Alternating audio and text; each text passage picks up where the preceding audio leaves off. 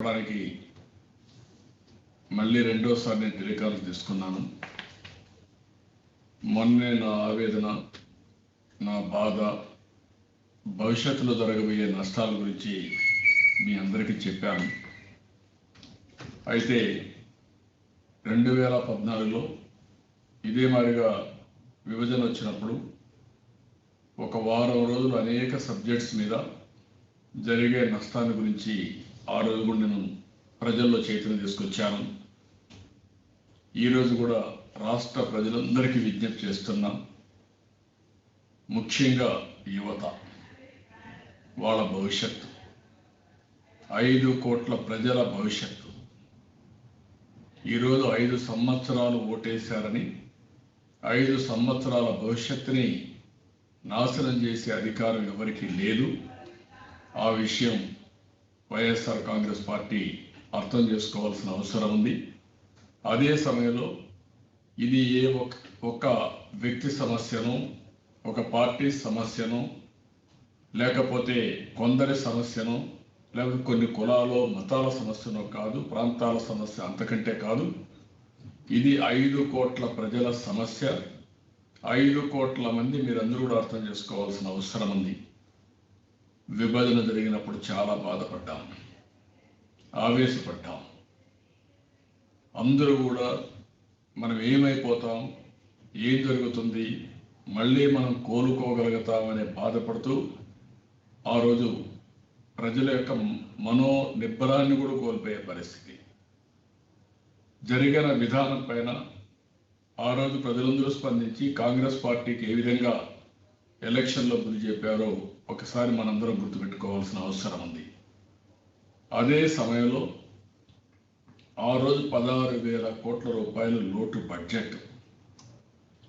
ఇంకొక పక్క 24 జిల్లాలు, 23 జిల్లాలు ఉండే రాష్ట్రాన్ని ఆ రోజు 13 జిల్లాలతో రాష్ట్రం, ఆంధ్రప్రదేశ్ రాష్ట్రం ఏర్పడింది. ఇంకొక పక్క రాజధాని కూడా లేని పరిస్థితి. అభివృద్ధి చెందిన హైదరాబాద్ను వదిలిపెట్టి కొత్త రాజధాని ఏర్పాటు చేసుకోవాలంటే మనం చేసుకోగలుగుతామా అని అందరూ ఆలోచించే పరిస్థితి. ఆ సమయంలో మనం అందరం కూడా ప్రయత్నం చేశాం. మీ అందరి ఆశీస్సులతో మనం రాజధానిని ఏ విధంగా చేయాలో చేసుకుంటూ ముందుకు పోయాం. అయితే ఇక్కడ ఎన్నికల ముందు కానీ, ఎలక్షన్ మేనిఫెస్టోలో కానీ, అదే మాదిరిగా అమరావతి రాజధాని ఉంటుంది అని అసెంబ్లీలో మనం అనౌన్స్ చేసినప్పుడు కానీ జగన్మోహన్ రెడ్డి, వైఎస్ఆర్ కాంగ్రెస్ పార్టీ ప్రవర్తించిన తీరు, నేను ఒకటే చెప్తున్నాను. ఎన్నికల ముందు మీరేం చెప్పారు, ఎన్నికలు అయిన తర్వాత మీరేం చేశారు? ఎన్నికల ముందు మీరు చెప్పకుండా ప్రజల్ని మభ్యపెట్టే విధంగా మాట్లాడి, ఎన్నికలు అయిన తర్వాత మా ఇష్ట ప్రకారం 3 రాజధానులు చేస్తాం, ఇష్టానుసారంగా ప్రవర్తిస్తామని ధోరణి మంచిది కాదు. ఈ అధికారం మీకు లేదు. అందుకే నేను అడుగుతున్నాను, మీరు చెప్పిన విషయాలన్నీ చెప్తాను. ఆ రోజు ఏ విధంగా ప్రజలకు చెప్పి ఈరోజు ఏ విధంగా ప్రజల్ని మోసం చేశారనే విషయం 5 కోట్ల మంది అర్థం చేసుకోవాల్సిన అవసరం ఉంది. అదే సమయంలో జగన్మోహన్ రెడ్డికి 48 గంటల సమయం ఇస్తున్నాం. వైఎస్ఆర్ కాంగ్రెస్ పార్టీకి మీరు చేసిన నిర్ణయం సరైన నిర్ణయం అని మీరు భావిస్తే, ప్రజల ఆమోదయోగ్యం ఉందని భావిస్తే, మీరు ఎన్నికల్లో చెప్పలేదు, ముందు చెప్పలేదు కాబట్టి ఈరోజు అసెంబ్లీని రాజీనామా చేయండి, మొత్తం అసెంబ్లీ రద్దు చేయండి.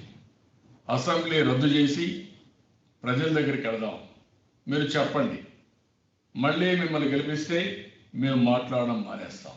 అప్పుడు అమరావతి విషయమే తేము. మీరు అమరావతి విషయంలో ఏం చేసినా ప్రజల ఆమోదం వచ్చిన తర్వాత మేము ఒప్పుకుంటాం.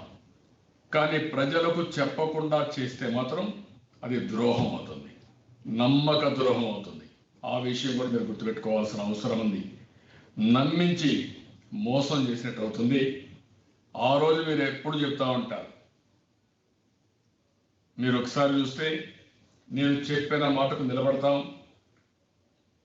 అని చెప్పే మీరు ఒక్కసారి మీరు చూస్తే సెప్టెంబర్ 4న 2014 ప్రతిపక్ష నాయకుడు హోదాను అసెంబ్లీలో అమరావతి పెట్టినప్పుడు అధ్యక్ష విజయవాడలో క్యాపిటల్ సిటీ పెట్టడం గురించి మేము మనస్ఫూర్తిగా ఆహ్వానిస్తున్నాం. కారణం ఏమంటే మన రాష్ట్రం ఇప్పటికే 13 జిల్లాల చిన్న రాష్ట్రం అయిపోయింది. 13 జిల్లాల ఈ చిన్న రాష్ట్రంలో ఒక ప్రాంతానికి మధ్య చిచ్చు పెట్టడం ఇష్టం లేక మనస్ఫూర్తిగా ఆహ్వానిస్తున్నాం. అధ్యక్ష మొట్టమొదటి నుంచి కూడా చెబుతున్నది ఒకటే, క్యాపిటల్ సిటీని మీరు ఎక్కడన్నా పెట్టుకోండి, కానీ అలా పెట్టే చోట కనీసం 30,000 ఎకరాలైనా ఉండాలని మేము మొదటి నుంచి చెప్తున్నాం. నేను అడుగుతున్నా, ఆ రోజు చిన్న రాష్ట్రం అయిపోయింది, ప్రాంతాల మధ్య లేకపోతే కులాల మధ్య చిచ్చుపేయడం నాకు ఇష్టం లేదని మీరు చెప్పారు. ఈరోజు ఏమొచ్చిందని అడుగుతున్నా, ఇది ప్రాంతాల మధ్య చిచ్చు అవునా కాదా మీరే చెప్పాల్సిన బాధ్యత మీకుందని అడుగుతున్నా. అప్పుడు చిన్న రాష్ట్రం అన్నారు, ఇప్పుడు పెద్ద రాష్ట్రం అయిపోయిందా? దీనికి సమాధానం చెప్పండి. అందుకనే ఆ రోజు నేను ఒకటే అడిగాను, మీరు ఆ మాట చెప్పారు. మీ తర్వాత మీ పార్టీ నాయకులు పదే చెప్పారు. ఉమారెడ్డి వెంకటేశ్వర్ గుంటూరు జిల్లా వాసి, ఎన్నికల మేనిఫెస్టో కమిటీ చైర్మన్, ఆయన చెప్పిన విషయం చూస్తే ఎట్టి పరిస్థితుల్లో అమరావతిలో ఉన్నటువంటి క్యాపిటల్ ఇక్కడే ఉంటుంది, దానిలో లేనిపోయినటువంటి ప్రచారాలు పెట్టి వీళ్ళు రాజకీయ లబ్ధి పొందాలని కొందరు చూస్తున్నారు. ఆంధ్రప్రదేశ్కి అమరావతి హెడ్ క్వార్టర్స్ రాజధాని, దట్ విల్ కంటిన్యూ, ఇక్కడే ఉంటుంది. దీనినే ఒక మంచి సిటీ స్థాయికి తీసుకురావడం జరుగుతుంది. అన్ని వస్తువులు ఇక్కడే ఉండేలా ఉంటాయి. దానిని కూడా మేము ఎన్నికల మేనిఫెస్టో తప్పకుండా పెడతామని మీ ఎన్నికల కమిటీ మేనిఫెస్టో చైర్మన్ చాలా స్పష్టంగా చెప్పాడు. అదే మరిగా వసంత కృష్ణప్రసాద్ ఎమ్మెల్యే, ఇప్పుడు మైలవరం, రాజధాని ఇక్కడే ఉంటుంది. అందుకే మా నాయకుడు సొంత నివాసం, క్యాంపు కార్యాలయం, పార్టీ కార్యాలయం అన్నీ నిర్మించుకున్నారు. మేము ప్రతిపక్షంలో ఉన్నప్పుడే అమరావతి రాజధానిగా గుర్తించాం. రాజధాని తరలిపోతే సభ్యత్వానికి రాజీనామా చేసి శాశ్వతంగా రాజకీయాన్ని తప్పుకుంటాం. ఇది మీ ఎమ్మెల్యే చెప్పింది. ఇప్పుడు మాట్లాడుతున్నాడు బొత్స సత్యనారాయణ. ప్రతిరోజు ఆయన చెప్పాడు, ఎవరైతే భూ కబ్జాలు రియల్ ఎస్టేట్ వ్యాపారాలకు పాల్పడతారో వారికి రాజధాని మార్పు కావాలి. రాజధాని మార్పు మాకు కాదు, రాజధాని అమరావతిలోనే ఉంటుంది. ఎవరికి చెప్పింది? బొత్స సత్యనారాయణ, ఇప్పుడు కన్సర్న్ మినిస్టర్. నేను అడుగుతున్న భూ కబ్జాలు ఎవరికి కావాలి? విశాఖపట్నంలో భూదందాలు చేయాలనుకున్నారా మీరు? ధర్మాన ప్రసాదరావు 13/11/2014 గుంటూరు జిల్లాలో రాజధాని ఏర్పాటును మేము స్వాగతిస్తున్నాం. రాజధాని వైసీపీ అడ్డుకుంటుంది అనడంలో వాస్తవం లేదు. అప్పుడు స్వాగతించారు, ఇప్పుడు వ్యతిరేకిస్తారు. కారణం ఏంటి చెప్పాలి. ఆళ్ల రామకృష్ణారెడ్డి 17/4/2018 రాజధాని మారుస్తారని కొందరు అపోహపడుతున్నారు. రైతులు దీన్ని నమ్మవద్దు. అక్కడ ఎమ్మెల్యే సమాధానం చెప్పండి. పెద్దిరెడ్డి రామచంద్రారెడ్డి 16/12/2018 వైసీపీ అధికారంలోకి వస్తే అమరావతి రాజధాని మరో ప్రాంతానికి తరలించాం, అక్కడే పూర్తి స్థాయిలో అభివృద్ధి చేస్తాం. ఈయన మాట్లాడాడు.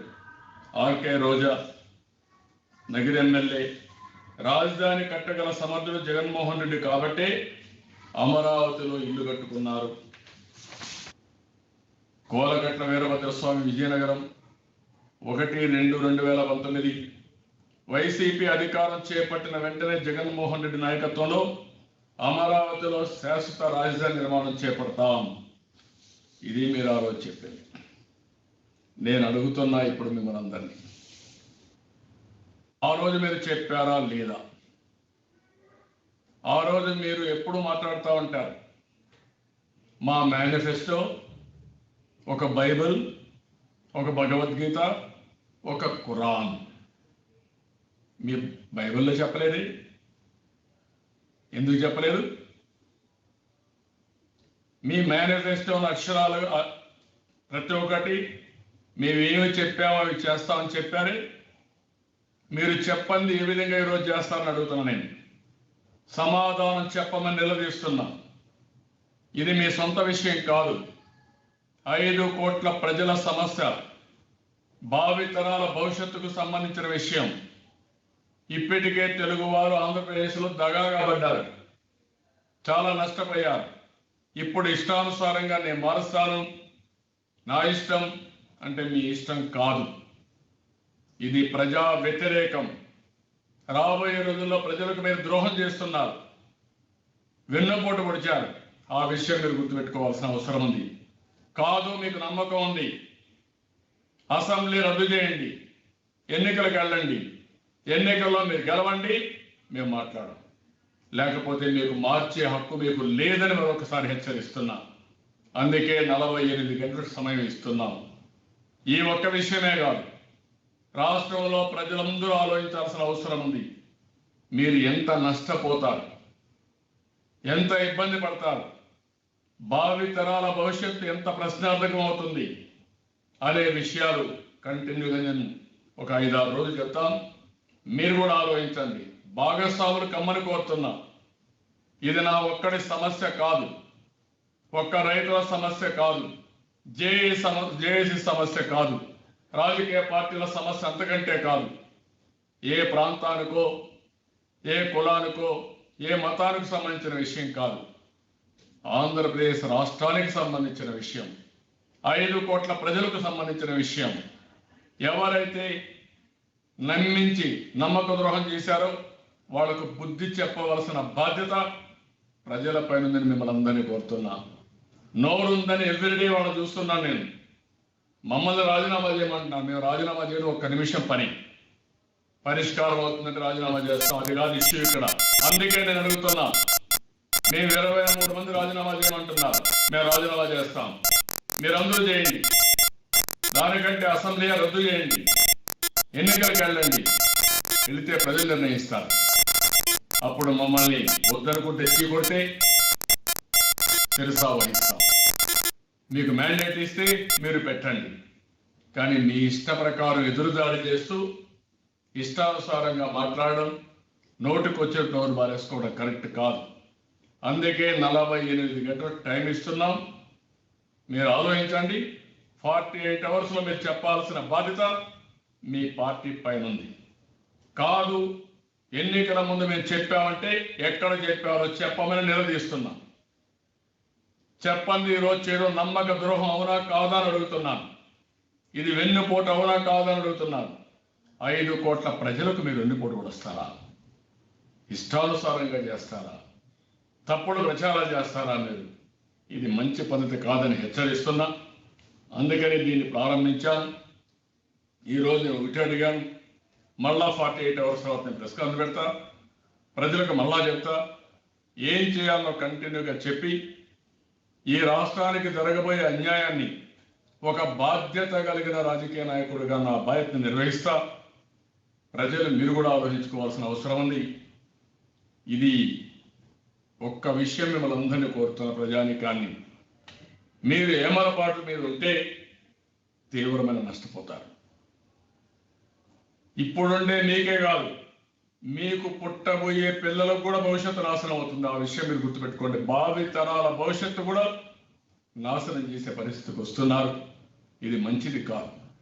ఎవరండి మీకు ఆదర్శం? సౌత్ ఆఫ్రికా మీకు ఆదర్శమా?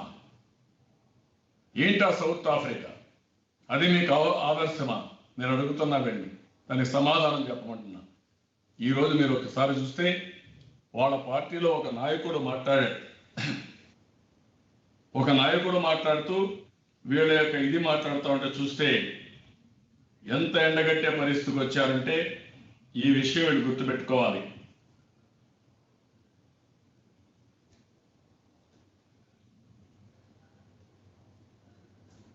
నేను ఆ విషయం కూడా మీకు చెప్తాను. నేను ఒకటే ప్రజానీకాలందరినీ ఇప్పుడు ఒకటే కోరుతున్నాను, మీరు ఒకటే గుర్తుపెట్టుకోవాల్సిన అవసరం ఉంది. నేను ఇచ్చిన సవాల్ని మీరు స్వీకరిస్తారా, లేకపోతే మీరు రాష్ట్ర ప్రజలకు వెన్నుపోటు పొడుస్తారా? ఈ రెంట్లో నిర్ణయం చేయాల్సింది మీరు చేయాల్సిన అవసరం ఉంది. తర్వాత మెరిట్స్ పోదామంటే అన్ని విషయాలు చర్చిద్దాం. అదే మాదిరిగా మీరు అమరావతిని ఏ విధంగా ఇబ్బంది పెట్టాలని, విధ్వంసం చేయాలని ఎలాంటి దుష్ప్రచారం చేశారో అవన్నీ కూడా చర్చిద్దాం. దానికి సిద్ధంగా ఉన్నానని చెప్పి తెలియజేసుకుంటూ ప్రజలందరికీ ఒకటే విజ్ఞప్తి చేస్తున్నా, యువత ఆలోచించాలి, పెద్దవాళ్ళు ఆలోచించాలి, విద్యను ఆలోచించాలి. ఈ రాష్ట్రంలో ఉండే ప్రజలే కాకుండా ఇక్కడ పుట్టి దేశ విదేశాల్లో ఉండే తెలుగు వారందరూ కూడా ఆలోచించాల్సిన అవసరం ఉంది. కోర్టు పోవడం, న్యాయ పోరాటం చేయడం అది ఒక యాంగిల్ అయితే, దానికంటే ప్రజా పోరాటం చేసి ప్రజా కోర్టులో జగన్మోహన్ రెడ్డి వైఎస్ఆర్ కాంగ్రెస్ పార్టీని దోషులుగా నిలబెట్టే బాధ్యత ప్రతి ఒక్కరూ తీసుకోవాల్సిన అవసరం ఉంది. దానికి సిద్ధంగామని ప్రజలందరినీ కోరుతున్నాం. ఇప్పుడు మీకు ఏమైనా డౌట్స్ ఉంటే కూడా మీరు అడగచ్చు. ఈ ప్రోగ్రాం ఒక కంటిన్యూగా మేము చాకౌట్ చేస్తున్నాం. నేను అందరిని కూడా కోరుతున్నా, అన్ని రాజకీయ పార్టీలను కోరుతున్నా, మీరు కూడా మీ వంతు బాధ్యత మీరు కూడా చేయాల్సిన అవసరం ఉంది. ఇది అందరి బాధ్యత, సమిష్టి బాధ్యత. ఈ రాష్ట్రానికి రాష్ట్ర హితం కోరే ప్రతి ఒక్కరూ వారి వారి కర్తవ్యాన్ని వారు నెరవేర్చాల్సిన అవసరం ఉంది. సబ్జెక్టుకి నేను మళ్ళా 48 అవర్స్ తర్వాత స్టెప్ బై స్టెప్ ఏం చేయాలని చెప్తాను. ఎందుకంటే ప్రజలు కూడా అర్థం చేసుకోవాల్సిన అవసరం ఉంది. ఈరోజు వైఎస్ఆర్ కాంగ్రెస్ పార్టీకి నమ్మకం ఉంటే ఇమ్మీడియట్గా మీరు అనౌన్స్ చేయండి. మేము అసెంబ్లీ రద్దు చేస్తాం, ఎన్నికలకు పోతాం, మళ్ళా మ్యాండేట్తో వస్తాం, ఫ్లయింగ్ కలర్స్తో వస్తామని అనౌన్స్ చేయండి. మీరు వచ్చిన తర్వాత మేము శిరసా వహిస్తాం. Anybody any questions? Rakesh garu ఉన్నారు sir. Sir good evening sir. చెప్పండి సార్, మీరు వైసీపీకి 48 అవర్స్ టైం ఇచ్చారు. ఆ లోపు గనక మీరు నిర్ణయాన్ని మార్చుకోవాలి, లేదంటే అసెంబ్లీని రద్దు చేయండి అన్నారు. కానీ వాళ్ళు ముందు నుంచి మంత్రులు కానీ ఎమ్మెల్యేలు కానివచ్చు వాళ్ళంతా కూడా ఒకే రాజధాని అని ముందు చెప్పిన మాటల్ని పక్కకు పెట్టేసి కేవలం ఇప్పుడు తెలుగుదేశం పార్టీకి సంబంధించిన 20 మంది రాజీనామాలు చేసి ఎన్నికల్లో గెలిచి వస్తే అప్పుడు మా ముఖ్యమంత్రి ఆలోచిస్తాడు, మా నిర్ణయం మార్చుకుంటాడేమో అప్పుడు అనే వ్యాఖ్యలు చేస్తున్నారు సార్ మంత్రులు అందరూ. నేను ఒకటే అడుగుతున్నా, ఎలక్షన్ ముందు మీరు చెప్పారా? మీ బైబిల్లో, మీ భగవద్గీతలో, మీ ఖురాన్లో ఉందా? మాట తప్పింది ఎవరు? మీరా, మేమా?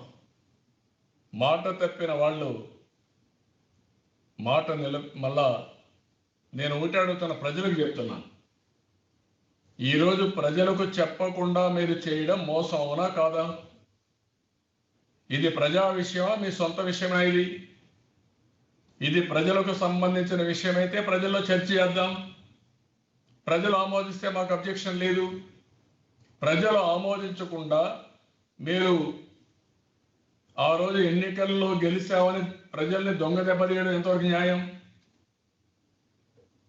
మేము రెడీగా ఉన్నాం, కానీ మాతో సమస్య పరిష్కారం కావడంగా ద్రోహం చేసింది మీరు, వెన్నుపోటు పొడిచింది మీరు, ప్రజల్ని మోసం చేసింది మీరు. మీరు రాజీనామా చేసి అసెంబ్లీ డిజాల్వ్ చేయండి, మేము కూడా వస్తాం ఎన్నికలకు. ప్రజలు నిర్ణయిస్తే దాన్ని ఆమోదిస్తాం. లేకపోతే మీ ఇష్ట ప్రకారం ఇట్లే మహాడర కాంగ్రెస్ పార్టీ కూడా అప్పట్లో ఎదురుదాడి చేశారు. ఏమైంది? అదే అవుతుంది రేపు మీ పార్టీ గతి. ఆ విషయం మీరు గుర్తుపెట్టుకోండి.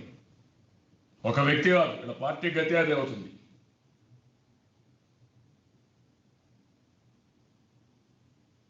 ఎనీబడి? సాంబశివరావు గారు ఉన్నారండి. సాంబశివరావు గారు.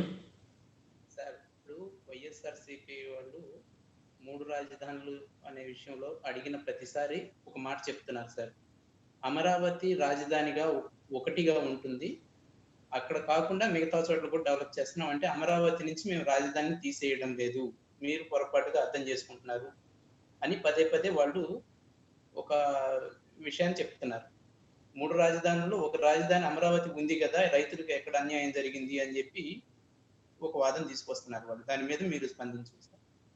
ఈరోజు వీళ్ళ పార్టీ నాయకుడు ఒక అతను ఒకటి పెట్టే ఒక టెస్టిమోనియల్ చదువుతున్నా మీకు అందరికీ, మీకు ఒక ఐడియా ఉండాలి. ఇలాంటి టెస్టిమోనియల్స్ రావాలి, ప్రజలు స్పందించాలి. హాయ్, ప్రొఫెసర్ నాగేశ్వరరావు గారు. myself Dr. Krishnareddy YN, MD Internal Medicine from West Godavari, Dwaraka, Tirumala. Sir, I have great opinion on your political analysis. I myself a great follower of Jagan since 10 years. But his 1 year governance made me to think why I voted to Jagan because of all stupid, illogical, manic and monopoly decisions. So I do not have any platform to express my grief and realistic ground realities in the village level. His decision on 3 capitals is the biggest mistake, and he is going to lose his power, and he cannot even think that he will regain power in the near future. I do not support this. I am pretty sure that 75% of public is against the 3 capitals. And if any leader wants to inspire from any country why he has chosen a poverty nation Africa, he cannot realize other country with great development other than Africa. I do not mind if some of you might be disturbed with my idea, in fact that he does not have brain in running the welfare schemes. Distribution money to public is not a big thing. A layman can run government. Running the political party is the great task rather than governance by distributing money. He does not have common sense that if the distribution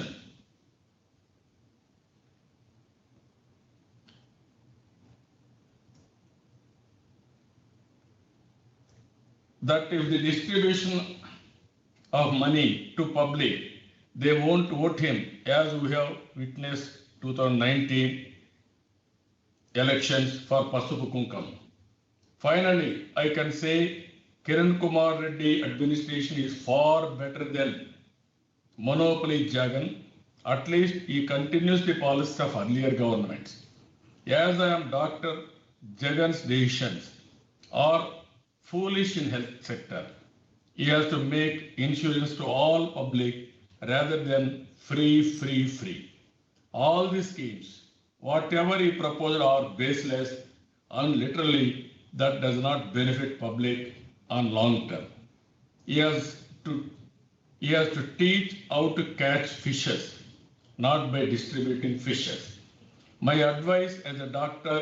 Jagananna, if you do not have control on your manic decisions and caste-based politics by distributing money, you will become zero, and you do not do the thing. At least follow the footsteps of Y.S. Rajshekhar Reddy Garu, you can exceed. I am sure if you continue to run the same way, same free governance, you are going to lose all the 15 assembly constituencies, including 2 SC segments in West Godavari. Goodbye. Thank you, Professor Nageswara Garu, for expressing my good ground realities about Jagan Anna 1 year administration. Who is he? Is not a Telugudesam party? Your own party? You answer for this? Now I am asking, can he abolish assembly or not? Jagan Mohan Reddy ki ye matram realization unna assembly రద్దు చేసేనా వెళ్ళాలి, లేకపోతే ఆయన చేసిన police decision withdraw చేసుకోవాలి. That is what I'm asking.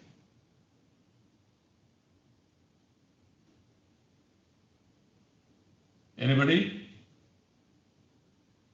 Sir ABN Ramarao garu ఉన్నారు సార్, last person sir.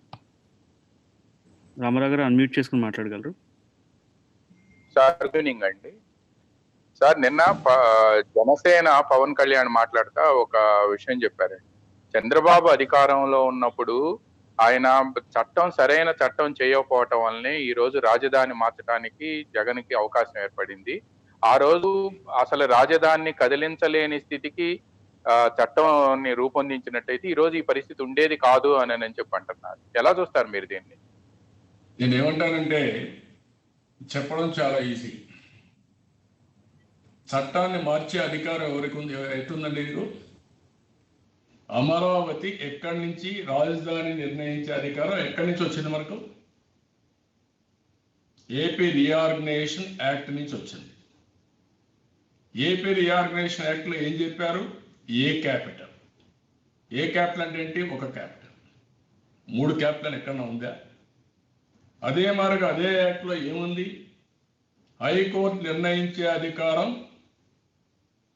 President of India in consultation supreme court అవన్నీ నిర్ణయించారు.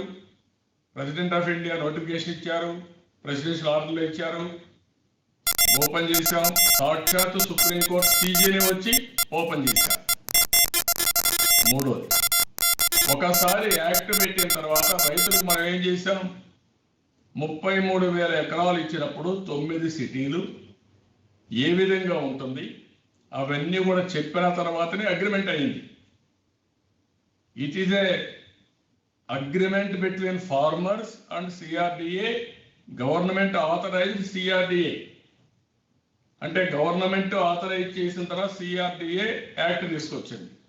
యాక్ట్లో ఇవన్నీ పెట్టినప్పుడు ఏ విధంగా మీరు మారుస్తారు? దీనికంటే పగడ్బందీ చట్టం ఏముంది? మీకు అధికారం లేని దాంట్లో ఇన్వాల్వ్ అయ్యి ఈరోజు చట్టాన్ని మీరు మార్చి తప్పుడు పనులు చేస్తూ ఇప్పటికీ 60-70 సార్లు కోర్టు కూడా మీకు ముట్టికాయలు వేసినా ఇంకా కూడా మీకు రియలైజేషన్ రాకుండా మీ ఇష్ట ప్రకారం ప్రవర్తిస్తూ ఉంటే ఇది పిచ్చి తుగ్లక్ అవునా కాదా అని అడుగుతుంది.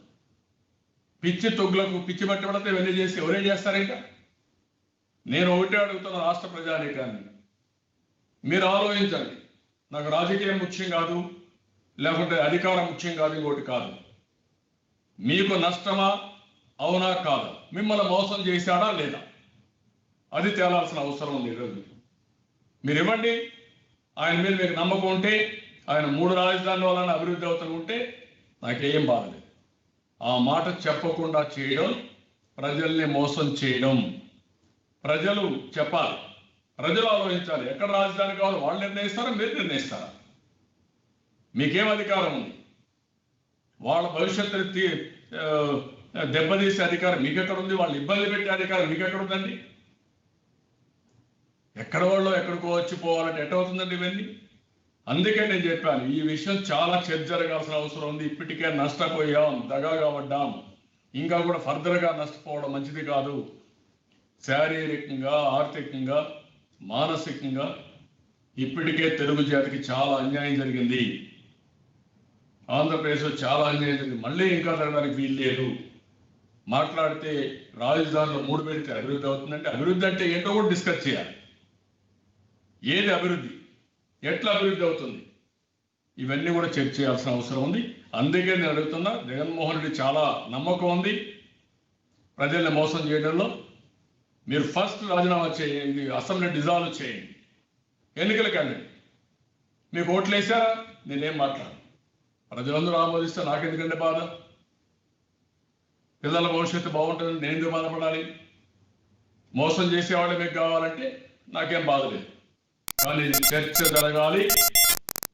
మళ్ళీ మీరు చేసిన మోసం ఏదైతే ఉందో అది ప్రజల్లో తీసుకుపోవాలి. ప్రజలు ఆమోదిస్తే లేదండి, నాకే అబ్జెక్షన్. కానీ నేను చేయకపోతే నేను కూడా నా డ్యూటీ ఫెయిల్ అయిన వాడిని అవుతాను.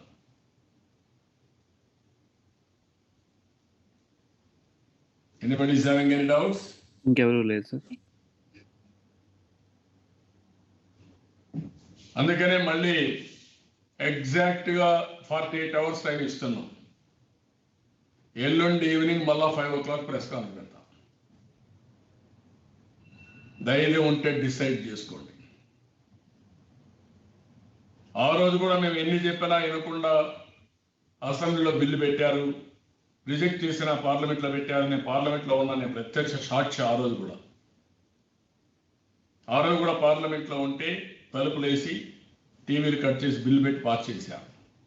ఆ రోజు అట్లా అనుకున్నారు, ఆ రోజున గవర్నమెంట్. ఈరోజు కూడా మీ పరిస్థితి, మీకు అధికారం లేదు, ప్రజల్ని ఇబ్బంది పెట్టే అధికారం లేదు, అసౌకర్యాలు క్రియేట్ చేసే అధికారం మీకు లేదు, అదే సమయంలో ప్రజల్ని మోసం చేసే అధికారం కూడా మీకు లేదు. మీరు మీ మేనిఫెస్టో మీద ఏమాత్రం నమ్మకం ఉన్నా, అది మీరు అనుకున్నట్టే బైబిలో, భగవద్గీత, ఖురాన్ని మీరు అనుకుంటే అందులో పెట్టలేదు కాబట్టి, ప్రజల్ని మోసం చేశారు కాబట్టి ప్రజల ఆమోదంతో చేయండి. దొంగ దెబ్బ తీయద్దండి. ప్రజల ముందర పెట్టిన తర్వాత వాళ్ళు యాక్సెప్ట్ చేస్తే మీరు ఏమన్నా చేయండి, మేము కూడా ఆమోదిస్తాం, శిరసా వహిస్తాం. అది చేయాల్సిందిగా డిమాండ్ చేస్తున్నా. ప్రజలందరూ కూడా డిమాండ్ చేయాల్సిన కోరుతున్నా. రాజకీయ పార్టీలు కూడా అసెంబ్లీ డిజాల్వ్ చేయమని, వైఎస్ఆర్ కాంగ్రెస్ ఉన్నారు, తెలుగుదేశం పార్టీ ఇద్దరే ఉన్నారు. డిజాల్వ్ చేయమని మీరు కోరండి, డిజాల్వ్ చేయమనండి. మ్యాండేట్ ఇచ్చారు, మళ్ళా ఓట్లు వేశారు, వైఎస్ఆర్ పార్టీ అధికారంలోకి వచ్చింది, స్వాగతిస్తాం. నాకు ఏం బాధ లేదు. ఇది అయిన తర్వాత నేను ఏ విధంగా దీన్ని ఈ విషయాలు తీసుకుపోతాం. అందుకే 48 hours డెడ్ లైన్ టైం ఇస్తుంది.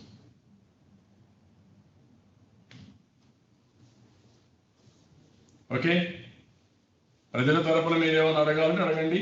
వాళ్ళు అడగలేరు కాబట్టి అవసరమైతే దీన్ని ఒకరోజు ప్రజలు కూడా పెడతాం. ఒక 2-3 టెలికాన్ఫరెన్స్ పెట్టి, జూమ్ కాన్ఫరెన్స్ పెట్టి, ఎవరైనా వచ్చారు అంటే క్వశ్చన్స్ వాళ్ళు కూడా అడిగిస్తా, వాళ్ళు కూడా సమాధానం చెప్తారు.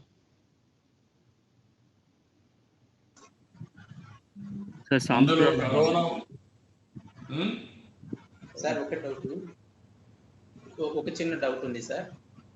చెప్పండి. ఇప్పుడు సిఆర్డిఏ రిపీల్ చేయడం అంటే ఇది ఈ రైతులతోటి ల్యాండ్ అక్విజిషన్ అనే ప్రొసీజర్ జరిగింది కదా, అక్విజిషన్ కాదు, ల్యాండ్ పూలింగ్ స్కీమ్ అనేది జరిగింది. ఆ అగ్రిమెంట్ వైలేట్ అవుతుందా? అయితే అది ఎలాంటి వైలేషన్, దానికి ఏంటి పరిష్కారం ఎట్లా ఉంటుంది? గవర్నమెంట్ దానికి చెల్లించాల్సిన మూల్యం ఏమైనా ఉంటుందా, లేకపోతే రైతుల్ని వాళ్ళ మానానికి వాళ్ళని వదిలేయటమేనా, ఎట్లా ఉంటది? ఇప్పుడు బ్రీచ్ ఆఫ్ ట్రస్ట్ అనేది జరిగింది, అగ్రిమెంట్ బ్రీచ్ ఉంది అంతే. బ్రీచ్ ఆఫ్ ట్రస్ట్ నేనేమంటాను, 2 ఉన్నాయి ఇక్కడ. ఒకటి, ప్రజలకు వెన్నుపోటు పడడం. 5 కోట్ల మందికి వెన్నుపోటు పొడిచారు. ఆ రోజు చెప్పకుండా ఈరోజు రాజధాని, ఆ రోజు చెప్పుంటే మేము రాజధాని మారుస్తామని కానీ 3 రాజధానులు పెడతామని కానీ చెప్పుంటే ఈరోజు మేము అడిగేవాళ్ళం కాదు. అది తెలిసి జరిగింది. కానీ ఆ రోజు రాజధానిలో 3 రాజధానులు అంటే ఓడిపోతాం కాబట్టి ఆ రోజు రాజధాని ఇక్కడే ఉంటుంది, అమరావతి ఉంటుంది, నేను కూడా ఆమోదిస్తున్నాను, రాష్ట్రానికి ఏమాత్రం కూడా ఇది కాకూడదు అని చెప్పి దొంగ నాటకాలు ఆడి ఆ రోజు ఓట్లు వేయించుకున్నారు. ఈ రోజు ఏం చేస్తున్నారు మీకు తెలుసది. రైతులకు ఒక అగ్రిమెంట్ ఇచ్చాం, దాన్ని బేస్ చేసుకొని సిఆర్డిఏ యాక్ట్ తీసుకొచ్చాం. It is a clear breach of trust, విశ్వాసఘాతకం. రైతులకు ఇచ్చిన మాట తప్పడం ఏ గవర్నమెంట్కు వీలు కాదు. ఆ అగ్రిమెంట్ వల్ల వాళ్ళకు రావాల్సిన బెనిఫిట్స్ అన్నీ రావాలి. దాన్ని ఏదో విధంగా డైల్యూట్ చేస్తాం, దొంగ దెబ్బతీస్తామంటే అది కుదరదు. రాబోయే రోజుల్లో ఈ రోజు ఒక అమరావతి గాని వచ్చుంటే 1,00,000 నుంచి 2,00,000 కోట్ల రూపాయలు ఆస్తి సంపద. రేపు ఇది పోయిన తర్వాత 1,00,000 కట్టాల్సి వస్తుందా, ఎంత కట్టాల్సి వస్తుంది కాంపన్సేషన్, అది వేరే విషయం. అది కోర్టులో వాళ్ళు ఫైట్ చేసుకున్న తర్వాత వస్తుంది. కానీ రాష్ట్రం ఏ విధంగా నష్టపోతారనేది మనందరం చర్చించాల్సిన అవసరం ఉంది. రైతుల్ని మోసం చేశారు, ప్రజల్ని మోసం చేశారు. ఈ 2 విషయాలు మనం చర్చించాల్సిన అవసరం ఉంది. Okay sir. అందరికీ మళ్ళా ఒకసారి రాష్ట్ర ప్రజలందరికీ విజ్ఞప్తి చేస్తున్నాం, ప్రత్యేకంగా యువతకు విజ్ఞప్తి చేస్తున్నాం. ప్రతి ఒక్కరూ కూడా ఆలోచించాల్సిన అవసరం ఉంది. ఒక పక్క కరోనా వైరస్ విజృంభిస్తామంటే దేశంలోనే మనం నెంబర్ 1గా ఉండి నెంబర్ ఆఫ్ కేసెస్ కానీ, అదే మాదిరిగా చాలా దారుణంగా మానవత్వం కూడా మర్చిపోయి ఈరోజు ఈ యొక్క సమస్య ముందుకు పోయే పరిస్థితి వస్తూ ఉంది. మొన్న ధర్మవరంలో చూస్తే చాలా బాధేస్తుంది. మనసు కలిచివేస్తుంది.